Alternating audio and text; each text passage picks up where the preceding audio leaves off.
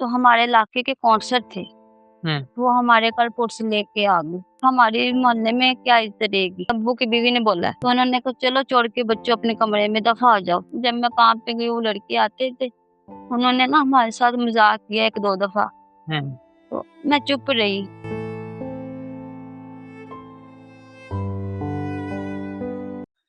अस्सलाम वालेकुम नाज़रीन, मेरा नाम है मोहम्मद फ़ैज़ान और आप देख रहे हैं फ़ैज़ान लाइव फाउंडेशन।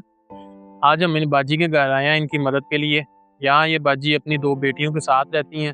आज से कुछ महीने पीछे चल जाओ तो ये अपने ससुराल में रह रही थी, लेकिन वहाँ पर बहुत ज़्यादा हालात ख़राब होने की वजह से इनको वहाँ पर इमरजेंसी से निकलना पड़ा और अब ये इधर किराए के कमरे में रह रही हैं, जिसका किराया तकरीबन 10,000 है और इस वक़्त ये बहुत ज़्यादा परेशान भी हैं क्योंकि इन्होंने कोई कर्ज़ा भी देना है और वो किस चीज़ का कर्ज़ा है वो हम बाजी से ही जानते हैं। तो बाजी, आप हमें सबसे पहले ये बताएँ जी। कि आपके ससुराल में ऐसी क्या इमरजेंसी बनी कि आप इतनी इमरजेंसी में निकले हैं, हालात जो ख़राब हुए वहाँ पे?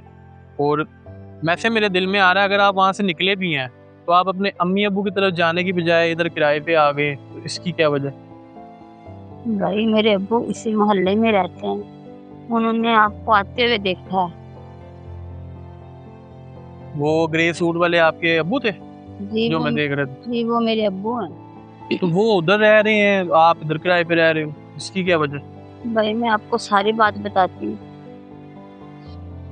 भाई मैं अपने ससुराल में मैं रह रही थी, मेरे 2 देवर थे, वो भी अपनी फैमिली के साथ ही रह रहे थे। ठीक है। तो मेरे देवर थे, वो मस्जिद कमेटी के मेंबर थे। हुँ, उनकी ना मोहल्ले में काफ़ी इज़्ज़त थी। जब मेरी शादी हुई तो तब तो मेरे शौहर बहुत अच्छे इंसान थे। तो गुर्बत की वजह से तो वो गलत लोगों में बैठने की वजह से उन्होंने टोलियाँ शुरू कर दी।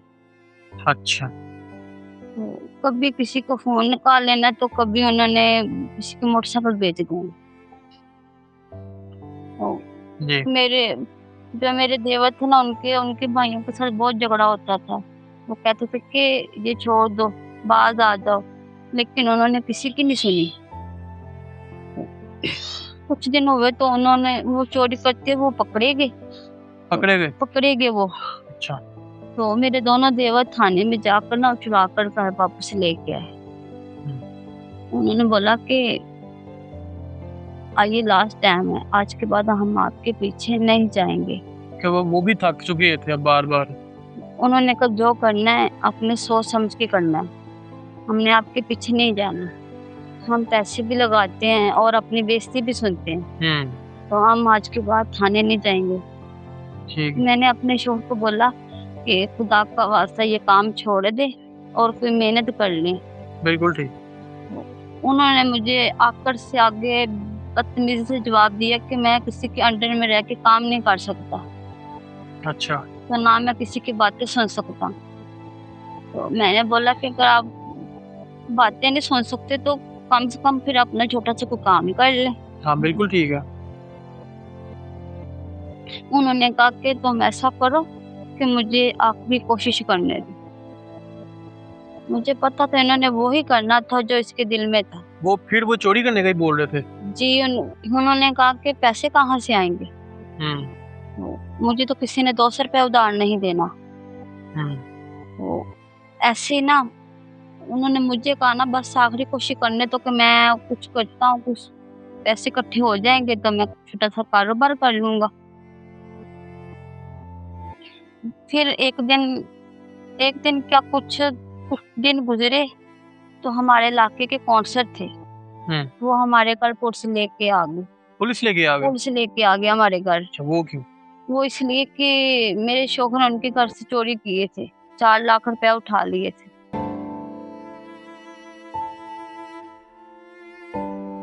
वो उन्होंने कहा कि अगर आप पैसे नहीं ना शराफ़त से दोगे तो देखना मैं फिर आप मेरे देवरों को बोल दो कि मैं आप लोगों का क्या हाल करता हूँ, कि आपको पता है कि आपका भाई चोर है और ये मोहल्ले वाले सारे जानते हैं। हुँ, तो बेहतर है कि आप मुझे पैसे वापस कर दो। वो डर गए, उन लोगों को पता था कि हमारी बेइज़्ज़ती होगी, हम थाने जाएँगे, हमारी बहुत इंसल्ट होगी तो हम उधार है वो शरीफ लोग सही कह रहे हैं। तो वो मस्जिद के कमेटी के मेंबर तो थे। तो इसलिए उन्होंने बोला था कि हमारे मोहल्ले में क्या इज्जत रहेगी। उन्होंने मजबूरन उन्होंने पहले तो बोला ना कि हम पर्चा करवा देंगे, तो वो डर गए कि ऐसा ना हो जाए कि हम पे पर्चा हो गया तो हमारे मोहल्ले में क्या इज्जत रहेगी। उन्होंने वो 4 लाख रुपए दे दिए उनको। नहीं तो चोरी तो आपके शोहर ने की थी ना, एक मिसाल है मादरत के साथ, अब मेरी बात का बुरा ना मनाना, लेकिन चोरी तो उन्होंने की, तो ये पैसे तो वो चोर को क्यों नहीं ढूंढने गए, आपके शोहर को क्यों नहीं ढूंढने गए? उन्होंने बोला कि वो हमें पता चला कि वो कराची भाग गए हैं। अच्छा, तो वो वाकई भाग गए हैं? जी, उनका कोई अता पता नहीं है वो कहाँ हैं। तो वो फिर उन्होंने देखा कि इनके भाई हैं तो अब उन्होंने इनको बोला कि आप तीनों भाई मिलके तो अपने तीसरे भाई से अपने चोरी करवाई है, तो शराफत खुद ही बोल दिया उन्होंने ये बात? खुद ही बोल दिया। तो फिर ठीक। मेरे देवरों ने मजबूरन पैसे देने पड़े।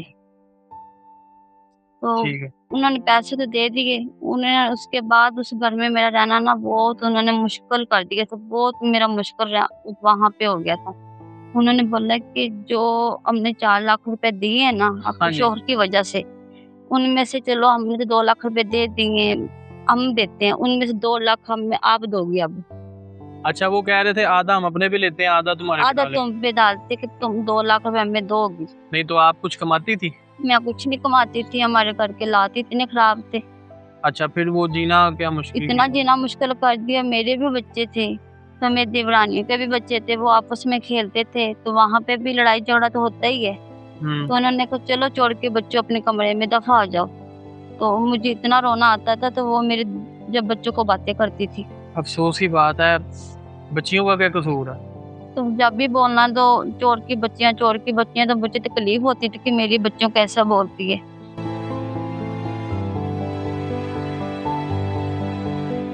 मैंने अपने देवर को बड़ी आराम से बोला कि ये ना मेरे दरवाजे का जो दरवाजा है ना उसके अंदर इतना बड़ा सुराख है, तो मेरे बच्चे अंदर नहीं बैठते ना खेलते हैं, तो मजबूरन आपकी तरफ इसलिए आते हैं ना कि वो डरते हैं बच्चे। हमारे कमरे का दरवाजा है ना जो, तो उसके सुराख की वजह से चूहे अंदर आते हैं। कौन आते हैं? चूहे आते हैं अंदर। उस सुराख से चूहे अंदर आते, बच्चे बैठते नहीं है, तो बच्चे डरते हैं। तो मैंने उसको बोला ये ठीक करवा दे। उन्होंने बोला ये तुम्हारा मसला, तुम खुद देखो और हमारे पैसे दो और दफा हो जाओ।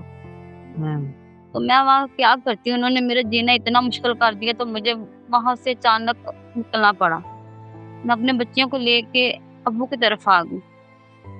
जब अब्बू की तरफ आई तो अब्बू ने दूसरी शादी अब्बू की हुई थी, तो अब्बू की बीवी है वो सारा खर्चा खुद करती थी। उसने आपकी वालदा की डेथ हो गई है? मेरी वालदा नहीं है, अब्बू ने दूसरी शादी की, वो वहाँ पर अपनी दूसरी बीवी के साथ रह रही है? हाँ जी, सॉरी, रह रहे हैं, ठीक है। तो वो अपनी बीवी के साथ ही रहते हैं। तो उन्होंने मुझे कहा कि दफा हो जाओ, हमने अब आपको नहीं रखना।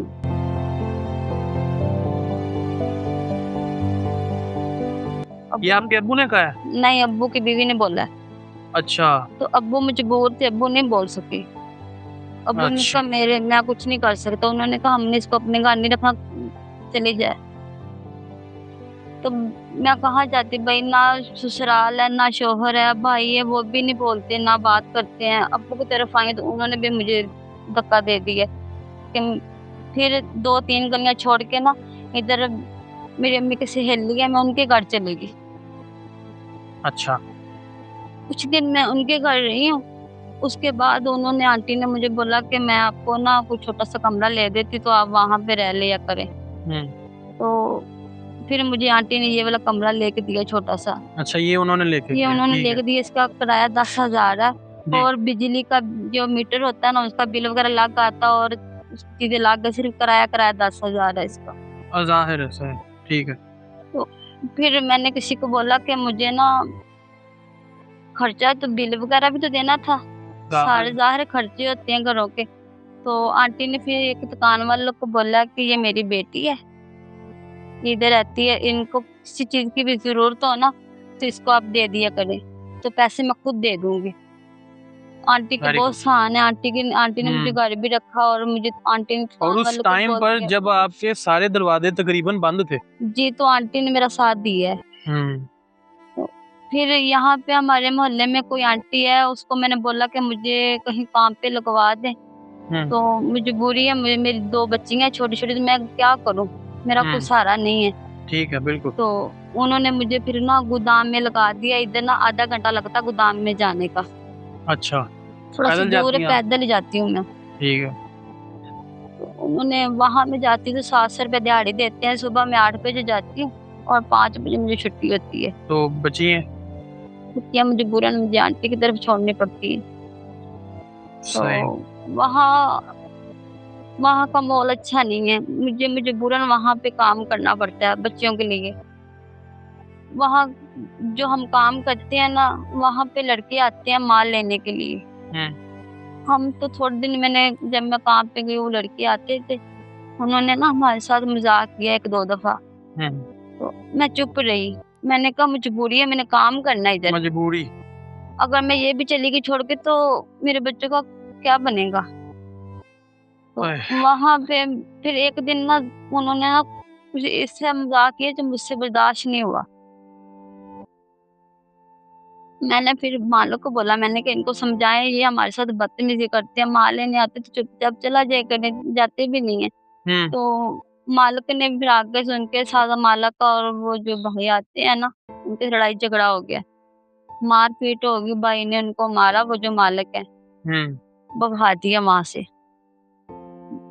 मजबूरन फिर मेरा दिल नहीं किया वहां पे काम करने को, मैं घर आ गई वापस। हम्म। मैंने कहा मैंने वहां पे काम नहीं करना, वहां पे ये हालात है तो मैंने नहीं करना वहां पे काम। मैं घर आई हूँ तो आंटी को पता चला है कि वो घर आई है, तो मैं रो रही थी इधर बैठ के। मैं इतनी परेशान थी कि अब मैं कहाँ जाऊंगी, क्या करूंगी। तो आंटी ने फिर मुझे हौसला दिया कि बेटा अब सब ठीक हो जाएगा। तो फिर मैंने अंकल की बात की, तो अंकल को बोलो कि मुझे काम पे रखवा दे। तो फिर आंटी ने बात की अंकल से कि इसको काम पे रखवा दे कहीं किसी के घर में। हम्म। अंकल के ना कुछ जानने वाले हैं, उन्होंने मुझे किसी के घर में लगवाया है। तो वहां पे मैं सुबह जाके खाना बनाती हूँ। एक आंटी है, मैं उसको देखती हूँ, उसकी देखभाल करती हूँ। बुजुर्ग आंटी है, उसको भी देखती साथ। अभी मुझे 3 महीने हुए थे तो पीछे मेरे देवर आ गए, दोनों ही। उनको पता चल गया कि ये काम पे जा रही है। हम्म। वो आए हैं, उन्होंने आंटी को बोला कि हमारे पैसे लेके ना भाग आई है वहां से। हमने पैसे, आप? हम मेरे इल्जाम लगाया है कि हमारे पैसे लेके भाग आई है। आंटी ने बोला कि बेटा हम तो आपके साथ एक अच्छे उसने सलूक कर रहे थे, इज्जत आप आपको देख रहे कि आप मुझे नेकी कर रहे हैं नेकी आपके कर साथ। रहे थे आपके साथ, तो आप कि हम क्या सुन रहे हैं। हम्म। मैंने आंटी को बोला आंटी मैंने आपको सारी बात बताई है कि मेरे घर में क्या हुआ है, तो मजबूरन मैं इधर रह रही हूँ। तो आंटी ने कहा कि फिर मैंने आंटी को बोला आंटी कुछ दिन है सब ठीक हो जाएगा। अच्छा। फिर उन्होंने आंटी को ये बोला ना कि हमने इससे पैसे लेने हैं। हम्म। तो भाई मैं मजबूर हूँ, इस टाइम बहुत मजबूर हूँ। वो पैसे मांग रहे हैं मेरे के ऊपर, 2 माह का किराया भी है और मैंने 11,000 रुपये दुकान वाले का भी देना है, जो मैं परचून वाले का? परचून वाले का जिससे मैं सौदा लेती रही हूँ। और फिर जो मेरे देवर आते हैं मेरे पीछे आते हैं पैसे मांगने के लिए, तो वो मेरे से जो उन्होंने जो मेरे शौक पे लगाए थे जो उन्होंने दिए हैं, वो मेरे से कर्जा मांगते हैं। वो कहते हैं वो मुझे दो। 4 लाख में से 2 लाख जी, जो वो आप? कहते हैं दो मुझे। तो अच्छा। इसलिए भाई मैंने आप लोगों को बुलाया कि आप गरीबों की मदद करते हैं। तो मैंने कहा चलो भाई को कहती को मेरी हेल्प कर दे कोई। मैं इस ठीक है। टाइम बहुत मजबूर हूँ भाई। मेरा कोई सहारा नहीं है, ना ससुराल है ना कोई वो शोहरा, कोई अता पता नहीं है, वो कहाँ चला गया। अब्बू ने भी नहीं रखा मुझे। अल्लाह पाक आपके लिए आसानियाँ करें इंशाल्लाह ताला। बेशक अल्लाह पाक हर चीज़ पे कादिर है। आपका इंशाल्लाह ये भी मसला ख़त्म हो जाएगा जी इंशाल्लाह। भाई। अल्लाह पाक ने चाहा ना, तो अल्लाह की नज़र में ये कोई इतना बड़ा मसला नहीं है। तो आप फ़िलहाल तो ये है कि आप ये ना ये 10,000 रुपये पकड़ें हमारी फाउंडेशन की तरफ से, जी ठीक है? भाई। बाकी अल्लाह पाक आपकी बच्चियों के नसीब अच्छे करे। आमीन। मैं ये नहीं वादा करता कि आपका हम सारा एक वो मतलब ख़त्म कर देंगे, इस चीज़ का भी प्रॉमिस नहीं, मगर ये वादा करूँगा कि हम वापस आएंगे जी। और जितना हो सके, जितना अल्लाह ने तौफीक दी, जितना अल्लाह पाक ने रास्ता बनाया आपकी मदद के लिए, वो आपकी मदद इंशाल्लाह करेंगे। और नाज़रीन, इनकी सारी कहानी, सारे दुख तकलीफ़ों से भरी हुई कहानी थी इनकी। और हम ये तो नहीं कर सकते जो इनके साथ हो चुका अब वो वक्त को बदल दें, लेकिन ये है कि इनका अगर ये कर्ज़े वाला मसला ख़त्म हो जाए तो आने वाला टाइम इनके लिए आसान हो सकता है। छोटी-छोटी उनकी मासूम बच्चियाँ हैं, ना उनके शौहर का कुछ पता है, शौहर उसके बाद नहीं वापस आएगा, इनके बाद उसका कोई पता नहीं है कि वो कहाँ है कहाँ नहीं। ना उनके शौहर का कुछ पता है, ना उनके वालिद साहब भी है, पता नहीं वो बेचारे खुद मजबूर हैं, क्या उनकी सूरत-ए-हाल है। तो इस वक़्त किराए पे अकेली रह रही हैं, बच्चियाँ भी मासूम हैं। तो आपसे गुज़ारिश है, इनका ये कर्ज़ा ख़त्म करने में हमारी फाउंडेशन का साथ दें। अल्लाह पाक आपको उसकी जज़ाए खैर दे। बहुत शुक्रिया जी आपका, जज़ाकल्लाह।